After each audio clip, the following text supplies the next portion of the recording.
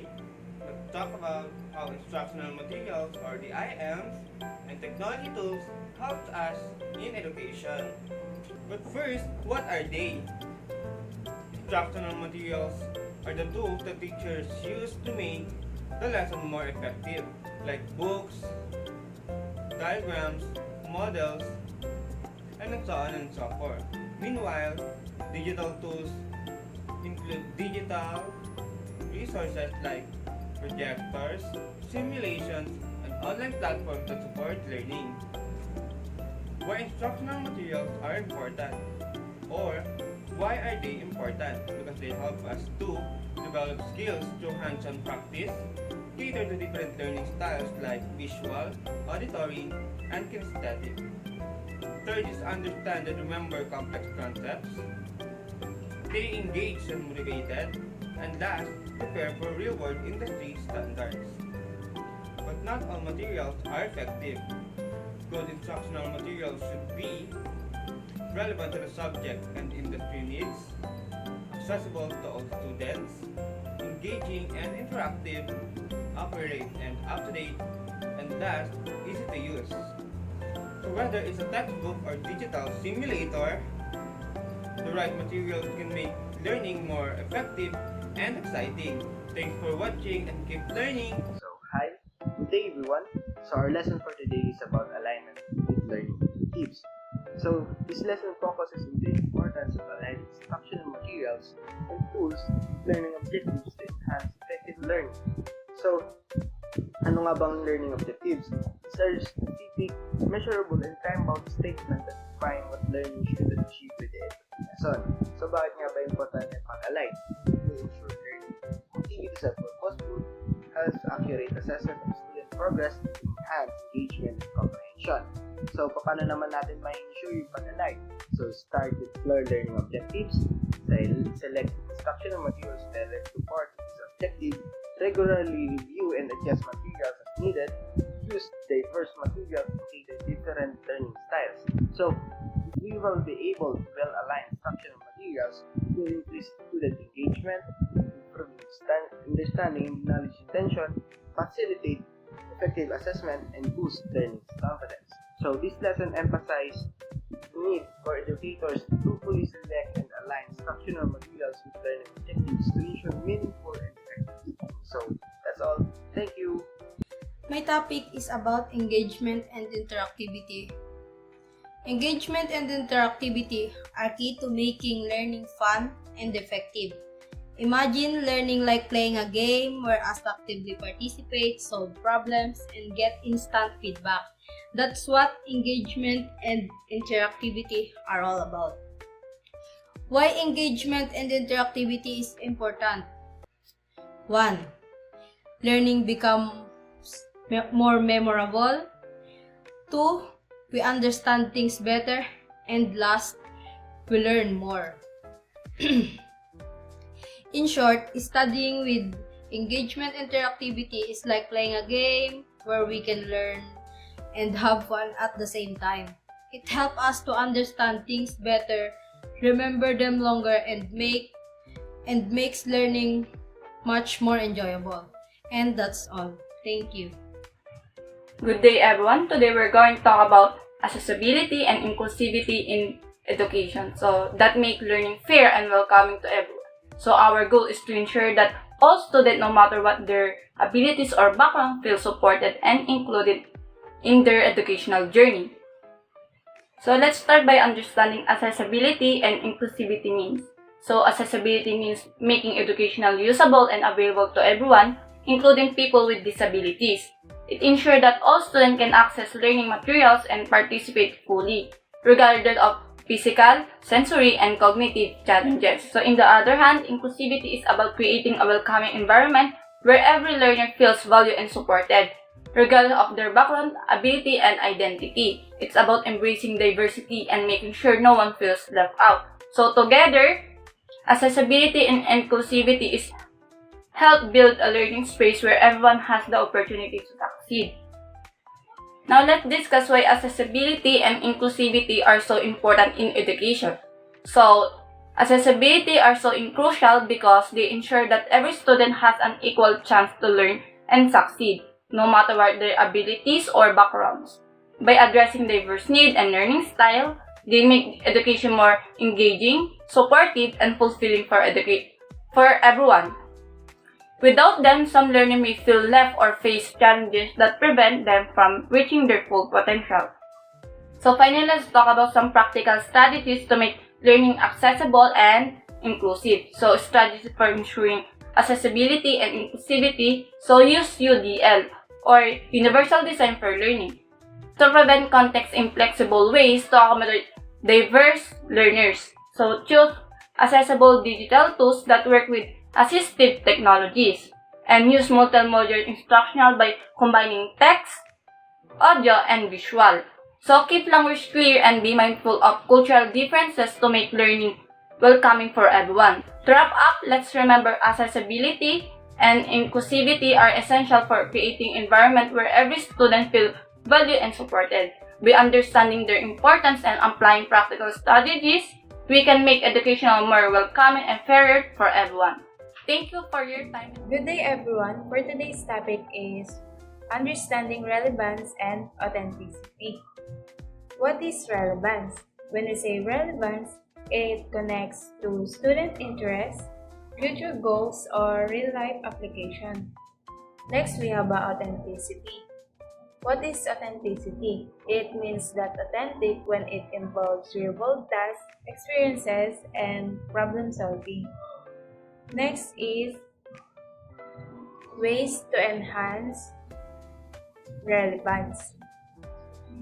First, we have connecting to real-life situation, teaching concept through real-world problems, current events, or relatable scenarios helps students understand why learning is matters. Next is we have personalized learning, tailoring lessons to students' interests and backgrounds makes learning more engaging. Next is we have career and future readiness, integrating skills that students will need in future careers such as critical thinking and collaboration, and of course digital literacy. So thank you, Miss Castro, for explaining your topic. Good day, everyone. I'm Jan Corlano, and I'm explaining the topic, which is flexibility and adaptability in IMS tools or instructional materials.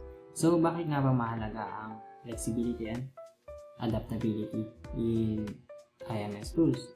Ang flexibility kasi guys, tumutukoy sa kakayahan ng mga materials na magamit sa iba't ibang teaching style. And yung samantala naman yung adaptability ay ang kakayahang mag-modify o mag-adjust sa materials upang mas maging angkop ito sa iba't ibang pangangailangan ng mga mag-aaral at mga learning environments. Mahalagang katangian nito dahil nakatulong ito sa ating mga guro or sa ating mga guro na dahil makapag-adjust tayo sa iba't ibang paraan ng mga guro or sa mga learning styles natin. Sinusuportahan din ito yung mga estudyante kaya kinakailangan ng learning needs or ng special needs. Tinitiyak din ito na mapanatiling relevant at useful yung mga materials na gagamitin natin at kung sakali magbago yung teknolohiya or curriculum, makakapag-adjust pa rin tayo. And para makagawa at maging useful yung or flexible at adaptable yung IMS tools or instructional materials, dapat gumagamit tayo ng multiple format tulad ng text, images, videos, at interactive activities like games. Siguraduhin din compatible ito sa iba't ibang devices at platforms. Maglagay din tayo ng customized features tulad ng language options or adjustable editor. And kaya din natin na ang students natin na mag-interact or magkaroon ng interaction sa atin and maging collaborative yung ating pagtuturo or maging collaborative sila sa isa't isa. Para mas maging engaging yung pagtuturo natin. So, yun lang. And our next topic is ease of the use and navigation by Makalinaw. So, Makalinaw, please explain. Hello everyone, my name is John Mike M. Macalino. Today's topic is about ease of use and navigations. So have you ever struggled with a website or app that was so confusing you just gave up? Imagine if that happened while trying to learn. That's why ease of use and navigation in learning tools is so important. When a tool is simple and intuitive, you can focus on learning, not figuring how it to use. It reduces frustration, boosts engagement, and makes learning accessible for everyone. Next time you use a learning tool, ask yourself, is it easy to navigate? Does it support all users? If not, maybe it's time for an upgrade. Learning should be smooth, not stressful, and choose wisely. Thank you for listening. Good day everyone, my name is Lima Mangita and the topic for today is feedback and assessment. Feedback and assessment are essential in education to evaluate student learning and improvement. Bakit nga ba importante ang timely feedback and assessment? It helps correct mistakes, boost in motivation, encourage reflection, and build confidence. Tracks progress, guides instruction, engage students, and promotes self-reflection. May 4 na types ng assessment: diagnostic assessment, formative assessment, summative assessment, and dynamic assessment. Mayroon ding 4 na types ng feedback: formative feedback, summative feedback, peer feedback, and self-assessment. Mayroon ding tools para sa feedback and assessment, kagaya ng Google Classroom and Moodle. Ano nga bang principles ng effective feedback? Specific and clear, constructive, timely, balanced, and actionable. Paano naman mag-apply ng assessment? Use rubrics for year evaluation, encourage year-end self-assessment, adapt assessments to diverse learning needs. That's all. Thank you. Good day everyone! So my topic is collaboration and communication. So let's start with exploring. This involves examining how various technologies like video soap, conferencing, project management software, and instant messaging platforms. So the next one is benefits. When individuals with different skills and backgrounds collaborate, clear communication minimizes misunderstanding and ensures that everyone is on the same page. When communication is fluid and collaboration is effective. And the next one is tools. The first is communication, such as Slack, Microsoft Teams, Zoom, and Google Meet. And the next one is collaboration, such as Asana, Trello, Google Drive, and Dropbox. So that's all. I hope you understand my short discussion for my topic, collaboration and communication. Thank you. Good day everyone, we are here to discuss our new lesson called Introduction with Instructional Design Models. What is instructional design models? It serves as a framework that guides the development and delivery of the effective educational experience of the student. And the overview of instructional design models is I have a 5 examples called analysis, design, implementation, and development. And the last is evaluation. So, what is analysis? The analysis is a phase at a critical process in the instructional design model and process. It is the foundation of the entire design and cycle and directly influence the effectiveness of the final educational program or course. And second, we have a design. The design phase is a crucial part of the instructional design process. The following analysis phase, In this stage, the foundational insights gathered during the analysis are translated into a detailed plan for how the learning experience will be instructed and delivered and assessed. And the third one we have here called development. The development phase is where the plans is ideas formed during the analysis and design phases are brought to life.